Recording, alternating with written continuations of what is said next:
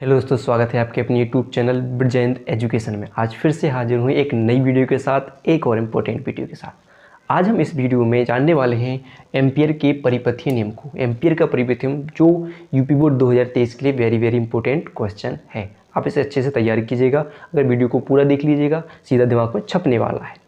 तो यह क्वेश्चन कई बार पूछा जा चुका है, तो आप इसे अच्छे से देख लीजिएगा। अगर वीडियो पसंद आ जाए तो लाइक कर लीजिएगा और नए हो तो चैनल को सब्सक्राइब कर लीजिएगा। तो आइए जानते हैं एम्पियर का परिपथीय नियम क्या है। तो क्या देखिए, किसी बंद परिपथ की सीमा के अनुदिश चुंबकीय क्षेत्र B का रेखीय समाकलन उस चुंबकीय क्षेत्र B का रेखीय समाकलन पथ द्वारा नेट धारा का क्या होता है, μ0 गुना होता है। यानी इसे गणितीय रूप में कैसे लेंगे, curl B vector into DL vector बराबर μ0 इंटू I। इसका करते बन यानी क्वेश्चन आ जाता है कि एम्पियर का परिपथीय नियम क्या है, उसके ये एम्पियर परिपथीय नियम का निर्धारण कीजिए। तो हम उसका निर्धारण करेंगे। तो पहले क्या हो गया नियम कि किसी बंद परिपथ की सीमा के अनुदिश चुंबकीय क्षेत्र B का रेखीय समाकलन पथ द्वारा घिरी नेट धारा का क्या होता है, μ0 गुना होता है। यानी curl B vector into DL vector बराबर μ0 I। ये आपका हो जाएगा नियम। और बात की जाती है उत्पत्ति यानी निर्धारण की। उत्पत्ति तो कैसे करेंगे, तो देखिए यहाँ पर एक आपको दिख रहा होगा, एक तार दिख रहा होगा। देखिए चित्र बनाए, यहाँ पर तार दिए x बाई एक तार है। हमने क्या माना एक x बाई एक तार है जो कागज के तले किसी तल पर लंबवत स्थित है। और इसके नीचे से हम इसमें क्या करें, I धारा प्रवाहित करने पर इसके चारों ओर एक चुंबकीय क्षेत्र उत्पन्न हो जाता है। क्या हो जाता है, एक चुंबकीय क्षेत्र उत्पन्न हो जाता है। अगर हम निर्धारण की बात कीजिए तो हम मान लें कि माना एक R, इसको जो चुंबकीय क्षेत्र उत्पन्न हो जाता है बोलेंगे हम वृत्तीय पथ कह देते हैं। यानी इसके चारों ओर चुंबकीय क्षेत्र उत्पन्न हो रहा है, वो क्या है, वृत्तीय पथ। मतलब मान लीजिए कैसा कि माना R त्रिज्या का एक वृत्तीय पथ है। तो कैसे मान लेंगे, माना R त्रिज्या का एक वृत्तीय पथ है। देखिए इसमें क्या है, R त्रिज्या का ये पूरा क्या है, वृत्तीय पथ।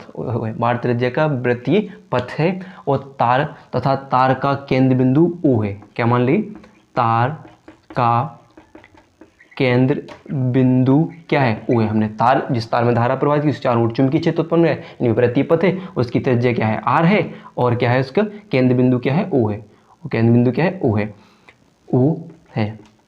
और बात कीजिए वृत्तीय पथ के किसी बिंदु P पर चुंबकीय क्षेत्र की तीव्रता, यानी चुंबकीय क्षेत्र की तीव्रता B। तो लिखिए वृत्तीय पथ के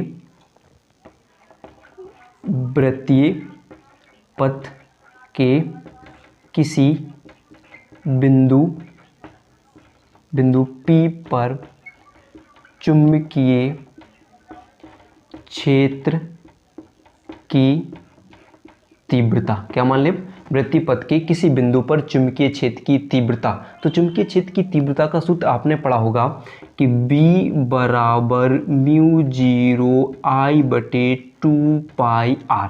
इसे मान लेंगे आप समीकरण 1, B बराबर μ0 I बटे 2 पाई R।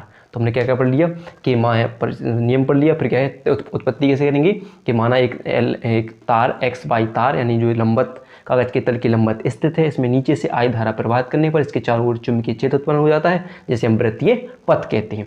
और इसकी R त्रिज्या का मान लीजिए क्या है, माना एक R त्रिज्या का एक वृत्तीय पथ है। इसका केंद्र क्या है, O है। और इसके किसी बिंदु, यानी वृत्तीय पथ के किसी बिंदु P पर चुंबकीय क्षेत्र की तीव्रता क्या होगी, B बराबर μ0 2 पाई R मान लीजिए।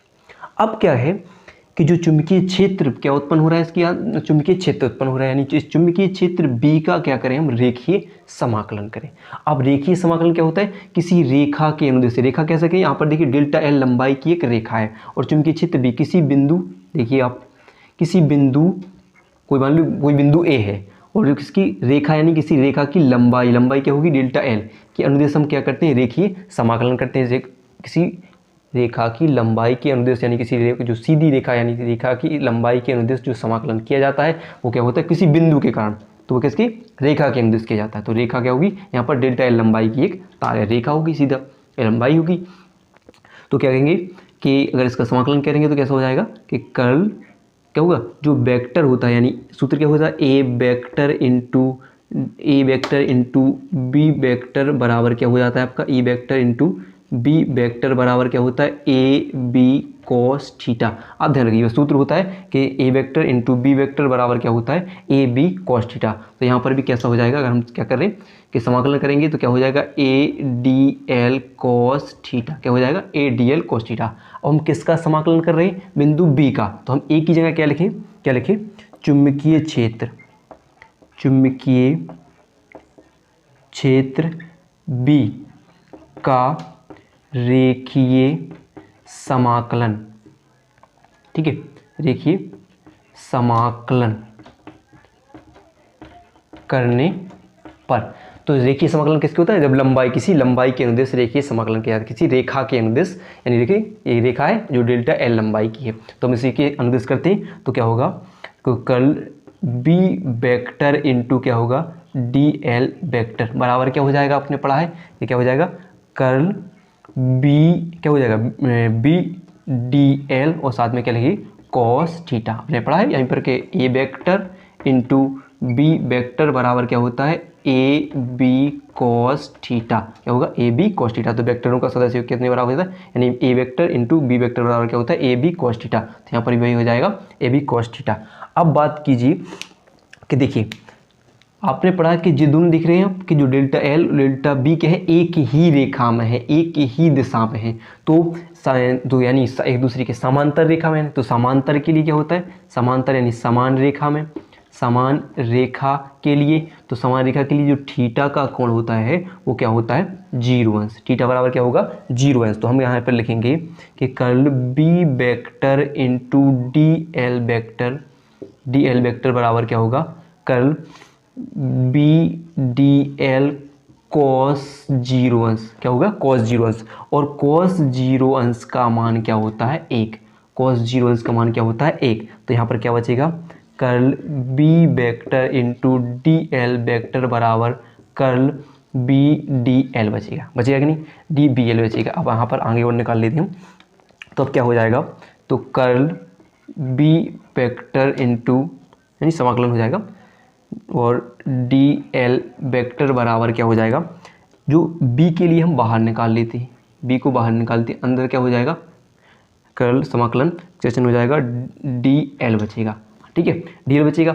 अब एक देखिए जो वृत्तीय पथ की लंबाई, देखिए आर त्रिज्या, जो वृत्तीय पथ की लंबाई है, लंबाई क्या है डेल्टा एल, वो किसके बराबर होगी, त्रिज्या परिधि 2 पाई आर के बराबर, यानी जो वृत्तीय पथ की लंबाई होती है वो किसके बराबर होगी, परिधि के बराबर हो जाएगी। यानी क्या होगा यहाँ पर अगर आप लिखना चाहोगे तो डेल्टा एल जो कर्ल डी एल बराबर किसके बराबर होगी 2 पाई आर के बराबर हो जाएगी। तो हम क्या लिखेंगे curl B vector into D L vector बराबर। अब देखिए समीकरण हम किसी समीकरण 1 से क्या देखते हैं, समीकरण 1 से इस b का मान यहाँ पर हम रख देते हैं। तो क्या होगा समीकरण 1 से b का मान म्यू 0 आई बटे 2 पाई आर इंटू हमने क्या पढ़ा है कर्ल डी एल बराबर क्या लिखना है 2 पाई आर, तो 2 पाई आर और 2 पाई आर देखिए 2 पाई आर से 2 पाई आर हम क्या कर देंगे कैंसिल, यानी बचेगा क्या curl B vector into D A vector बराबर क्या बचेगा म्यू 0 इंटू आई।